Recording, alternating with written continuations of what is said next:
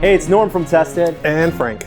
From Tested. From Tested. Frank, we're down here at your shop today to talk about a project you actually already completed. Yep. And it is for, of all things, a video game trailer. Yeah. We actually did this the exact same time I was building the Rancor. So as I built the Rancor, we were also building these suits. That's why that July was crazy for Insane. you. Yep. And people out there may have seen this trailer for an upcoming game called Lawbreakers. Mm-hmm. And in the trailer, which is a mix of some computer elements, but also some live shots, you see 3 characters wearing armor. Yeah. And that's armor that you and your team fabricated. Yeah, it was really cool.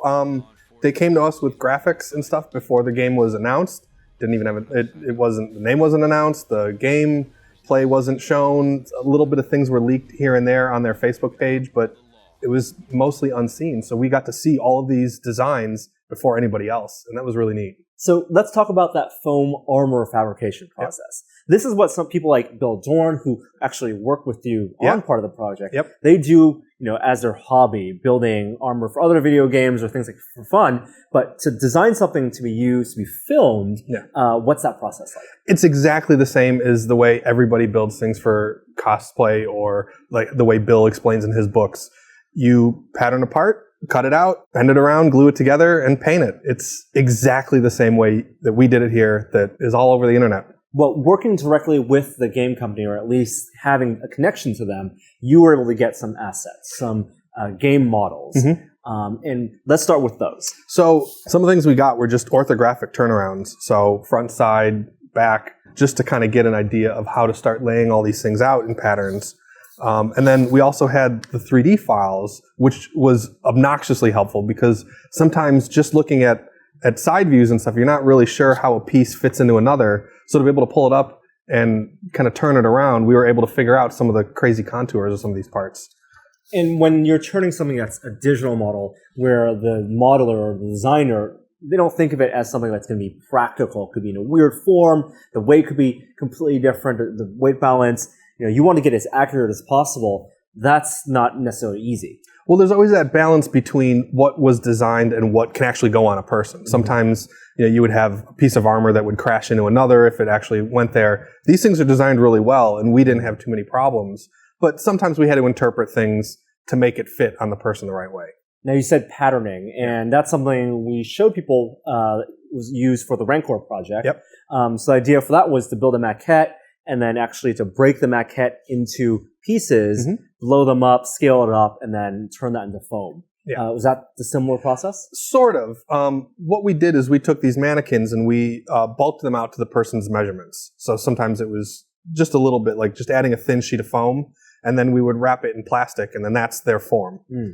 And then we would take and pin paper on there and start just drawing the shapes on there, and then cut those out into all these patterns and all these little pieces. Like every little part goes to another, whatever. And you're basically designing a flat piece out of paper.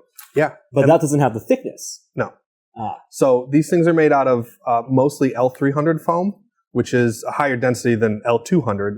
And then there's also like an L400 that's even denser.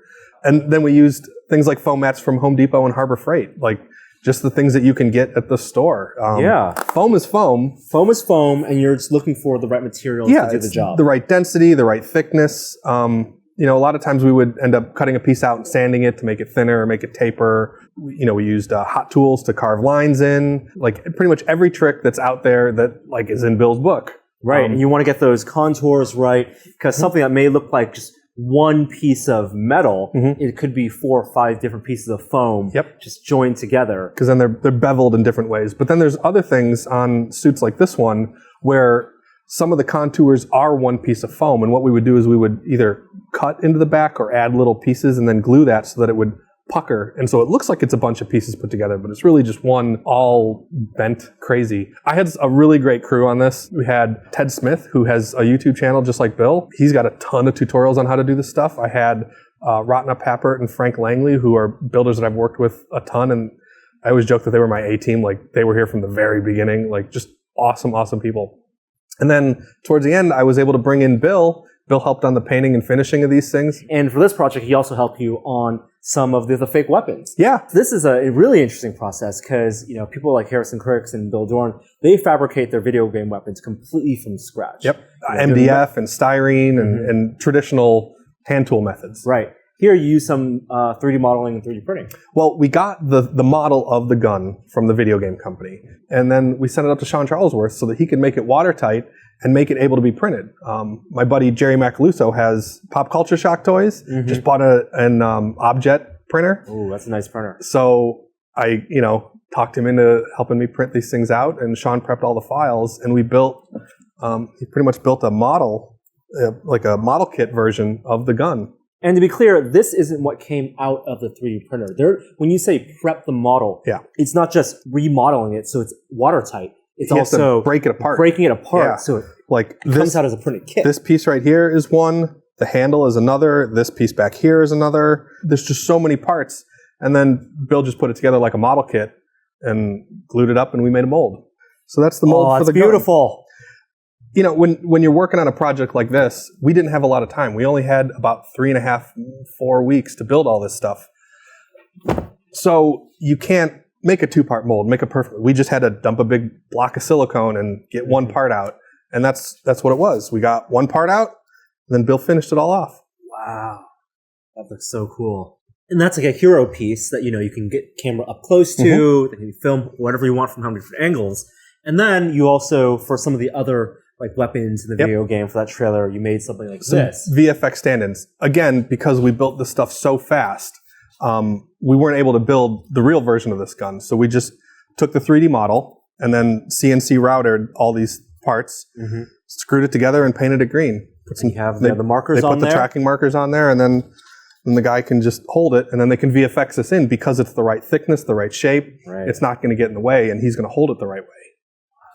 Wow. When working with film production, something like this, you can work with the director, the effects supervisor to know what's possible, what's going to look good on camera. For example, you put lights on here to give some nice ambient lighting.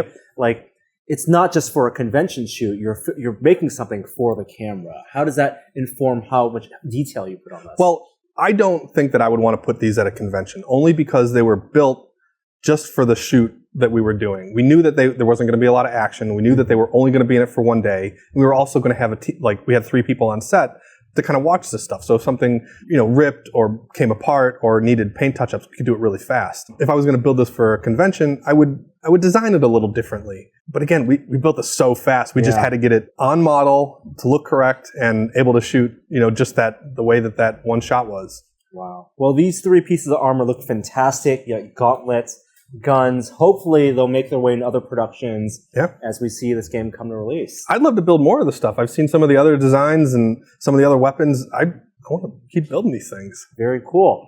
Well, thanks for sharing this project with us, Frank. And it was awesome. I'm glad you're able to work on this while you're working on the Rancor. And we'll have more projects from Frank's shop, completed ones, new projects on tested.com. Until then, we'll see you next time.